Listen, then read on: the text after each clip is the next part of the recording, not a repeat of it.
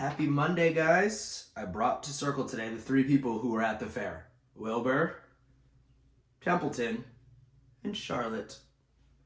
Let's read Chapter 19, The Egg Sac, Part 2.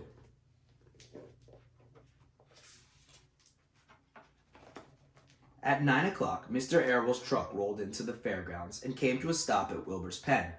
Everybody climbed out. "Look," cried Fern. "Look at Charlotte's Web. Look what it says." The grown-ups and the children joined hands, and they stood there studying the new sign. "Humble," said Mr. Zuckerman. "Now isn't that just the word for Wilbur?" Everyone rejoiced to find that the miracle of the web had been repeated. Wilbur gazed up lovingly into their faces. He looked very humble and very grateful. Fern winked at Charlotte. Lurvy soon got busy. He poured a bucket of warm slops into the trough, and while Wilbur ate his breakfast, Lurvy scratched him gently with a smooth stick. "Wait a minute," cried Avery. "Look at this." He pointed to the blue tag on Uncle's pen. "The pig has won first prize." The Zuckermans and the Arables stared at the tag. Mr. Zuckerman began to cry. Nobody said a word. They just stared at the tag. Then they stared at Uncle. Then they stared at the tag again. "Look!" Lurvy took out an enormous handkerchief and blew his nose very loud. So loud, in fact, that the noise was heard by the stable boys over in the horse barn. "Can I have some money?" asked Fern. "I want to go on the Midway." "You stay right where you are," said her mother. Tears came to Fern's eyes. "What's everybody crying about?" said Mr. Zuckerman. "Let's get busy. Edith, bring the buttermilk." Mrs. Zuckerman wiped her eyes and with her handkerchief. Then she got to the truck and came back with a gallon jar of buttermilk. "Bath time," said Zuckerman cheerfully. He and Mrs. Zuckerman and Avery climbed into Wilbur's pen. Avery slowly poured buttermilk on Wilbur's head and back, and it trickled down the sides and cheeks. Mr. and Mrs. Zuckerman rubbed it into her skin and hair. Passers-by stopped to watch. Pretty soon, quite a crowd had gathered. Wilbur grew beautifully white and smooth. The morning sun shone through his pink ears. "He isn't as big as the pig next door," remarked one bystander, "but he's cleaner, and that's what I like." "So do I," said another man. "He's humble, too," said a woman reading the sign on the web. Everybody who visited the pig pen had a good word to say about Wilbur. Everybody admired the web, and of course, nobody noticed Charlotte. Suddenly a voice was heard on the loudspeaker. "Attention, please," it said.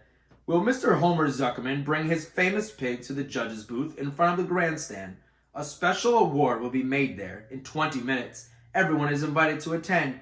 Crate your pig, please, Mr. Zuckerman, and report to the judge's booth promptly."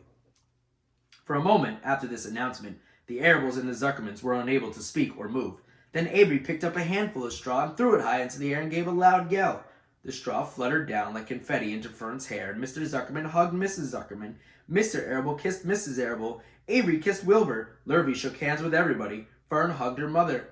Avery hugged Fern. Mrs. Arable hugged Mrs. Zuckerman.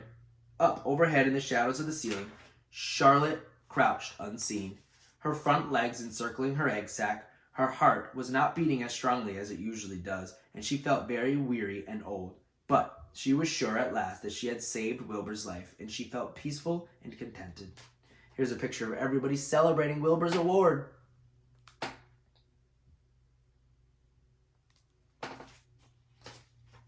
"We have no time to lose," shouted Mr. Zuckerman. "Lurvy, help with the crate." "Can I have some money?" asked Fern. "You wait," said Mrs. Arable. "Can't you see that everybody is busy?"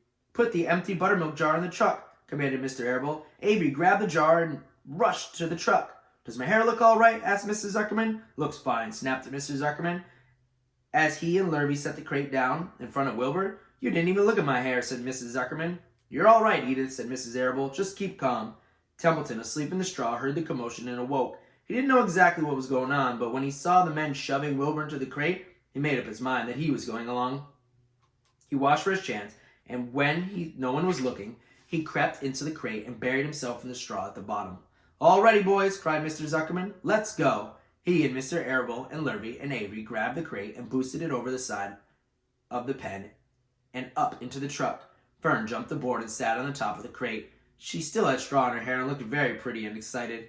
Mr. Arable started the motor, and everyone climbed in, and off they drove to the judge's booth in front of the grandstand. As they passed the Ferris wheel, Fern gazed up at it and wished that she was in the topmost car with Henry Fussy at her side. Chapter 20, The Hour of Triumph. There's only 2 chapters left. Finish up this week. See you tomorrow.